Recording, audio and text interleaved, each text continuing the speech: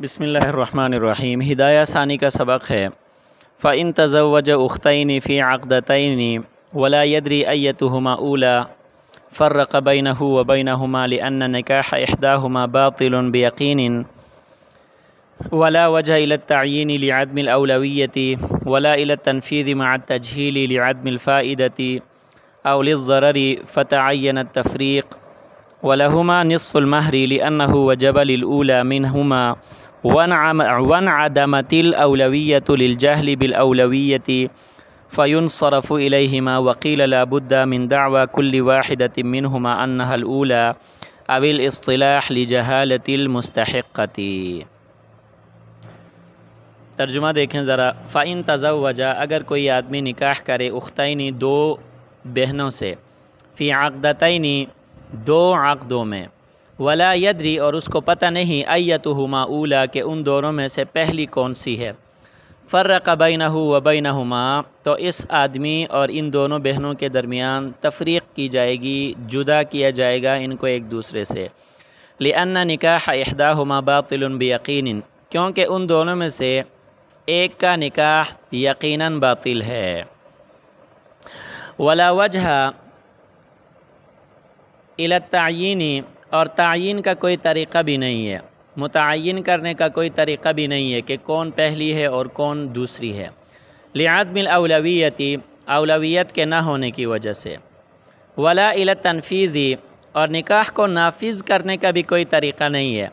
مع التجہیل مجہول ہونے کے ساتھ، لعدم الفائدتی فائدہ کے نہ ہونے کی وجہ سے، او للضرر یا ضرر اور نقصان کی وجہ سے، فتعین التفریق پس تفریق متعین ہو گئی، ولہما نصف المہر اور ان دونوں کے لیے نصف مہر ہوگا، لأنہ وجب للأولی اس لیے کہ مہر واجب ہو چکا ہے، للأولی منہما ان دونوں میں سے پہلی عورت کے لیے، پہلی بہن کے لیے، لیکن یہاں پہ پہلی کون ہے، وانعدمت الاولویت اولویت یہاں پہ معدوم ہے کہ کون پہلی ہے، یہ بات معدوم ہے، للجہل بالاولویت اولویت کے مجہول ہونے کی وجہ سے، فینصرف الیہما لہٰذا اس مہر کو ان دونوں کی طرف لوٹایا جائے گا، وقیل اور کہا گیا لا بد من دعوی کل واحدۃ منہما ان دونوں میں سے ہر ایک کا دعویٰ کرنا ضروری اور لابودی ہے، انہا الاولی کہ وہ پہلی ہے، او الاصطلاح لجہالۃ المستحقۃ یا ان دونوں کے درمیان صلح کے ذریعے سے یہ کام کیا جائے گا، لجہالۃ المستحقۃ مستحق خاتون کے مجہول ہونے کی وجہ سے۔ اچھا جی، یہاں پہ جو مسئلہ بیان ہوا ہے اس کی وضاحت سے پہلے صورت مسئلہ ذرا ہم اس کی وضاحت کریں گے۔ صورت مسئلہ میں ایک تو بات یہ ہے کہ اوپر ہم نے پڑھا تھا کہ جمع بین الاختین حرام اور ناجائز ہے، تو لہٰذا عقد واحد میں ایک بندہ دو بہنوں کے ساتھ نکاح نہیں کر سکتا اور یہ ناجائز ہے اور حرام ہے، ایک بات تو یہ ہے۔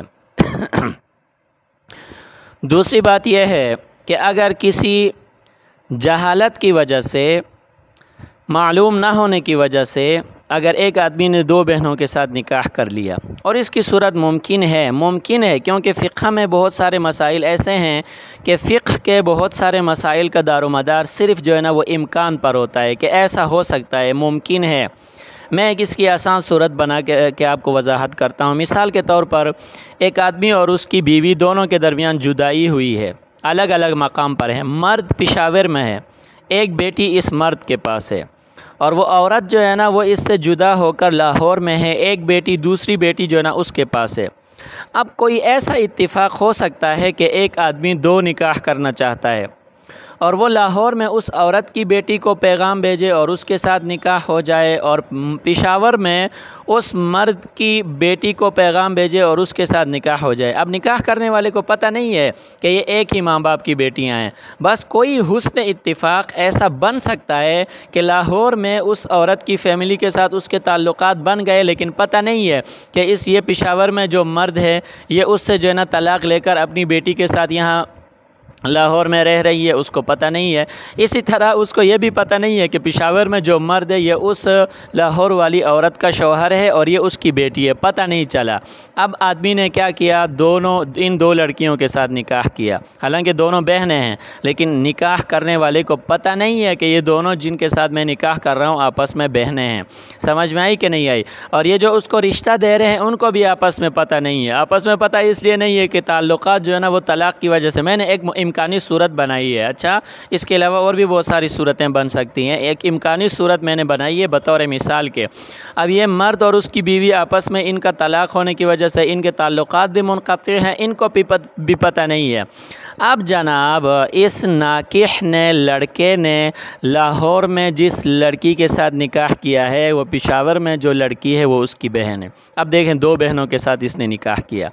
اب دو بہنوں کے ساتھ جو اس نے نکاح کیا ہے، اگر متعین ہے کہ ان میں سے پہلے کس کے ساتھ نکاح کیا ہے تو پھر دوسری کے ساتھ نکاح باطل ہے، پہلی کے ساتھ نکاح صحیح ہے۔ دوسری کے ساتھ نکاح کیا ہے بیٹا؟ باطل ہے، کیونکہ اب اس کو تعین ہے، پتہ ہے کہ پہلے کس کے ساتھ نکاح ہوا ہے۔ اگر پہلے لاہور والی کے ساتھ نکاح ہوا ہے تو پشاور والی کے ساتھ اس کا نکاح باطل ہے۔ اگر پہلے پشاور والی کے ساتھ اس کا نکاح درست ہے، پہلے اس نے نکاح کیا ہے تو لاہور والی کے ساتھ اس کا نکاح کیا ہے؟ باطل ہے۔ خلاصہ کلام یہ ہے، اگر معلوم نہ ہونے کی وجہ سے کوئی ایسی امکانی صورت بن جائے کہ آدمی دو بہنوں کے ساتھ نکاح کر لے، سمجھ میں آ گئی کہ نہیں آئی؟ تو ان میں سے اگر یہ متعین ہو کہ پہلے کس کے ساتھ نکاح کیا ہے تو وہ پہلا جو نکاح ہوگا وہ صحیح اور درست ہوگا، دوسرا نکاح وہ باطل اور حرام ہوگا، کیونکہ اس سے جمع بین الاختین لازم آتا ہے۔ تیسری صورت جو ہمارے سامنے ہے یہ والی صورت ہے کہ ایک آدمی نے دو بہنوں کے ساتھ دو عقدوں میں نکاح کیا۔ وہی صورت آپ بنا دیں کہ ایک لاہور میں ہے اور ایک پشاور میں ہے، لیکن اس آدمی کو بھی پتہ نہیں ہے کہ یہ آپس میں بہنیں ہیں، اور ان دو بہنوں کو بھی پتہ نہیں ہے کہ ہم ایک مرد کے نکاح میں جا رہی ہیں۔ سمجھ میں آ گئی کہ نہیں آئی؟ اب اس نے نکاح کیا ان دو لڑکیوں سے، لیکن کوئی ایسی صورت بن گئی کہ پتہ نہیں چل رہا ہے کہ پہلے نکاح کس کے ساتھ کیا ہے، آیا لاہور والی کے ساتھ پہلے نکاح کیا ہے یا پشاور والی کے ساتھ پہلے نکاح کیا ہے، کچھ پتہ نہیں ہے، نسیہ منسیہ ہو چکا ہے، اس آدمی کو بھی پتہ نہیں ہے، ان منکوحات کو بھی پتہ نہیں ہے۔ سمجھ میں آ گئی کہ نہیں ہے؟ یہ بات ان کے ذہن سے بالکل نکل گئی ہے کہ پہلے کس کے ساتھ نکاح ہوا ہے۔ دیکھیں ایک آدمی نے دو عقدوں میں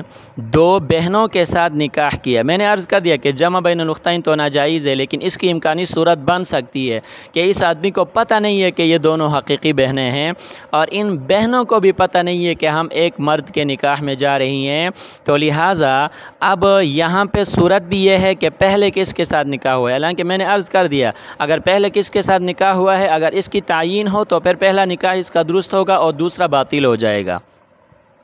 اب یہاں پہ دیکھیں اس نے دو بہنوں کے ساتھ الگ الگ عقدوں میں نکاح کیا، لیکن حال کیا ہے؟ واو حالیہ ہے، ولا يدري ايتهما اولى فرق بينه وبينهما، پتہ نہیں ہے کہ ان میں سے پہلے کس کے ساتھ نکاح کیا ہے، لاہور والی کے ساتھ کیا ہے یا پشاور والی کے ساتھ کیا ہے، تو پھر ان کے درمیان تفریق کی جائے گی۔ تفریق اس لیے کی جائے گی کہ میں نے عرض کر دیا تھا کہ اس صورت میں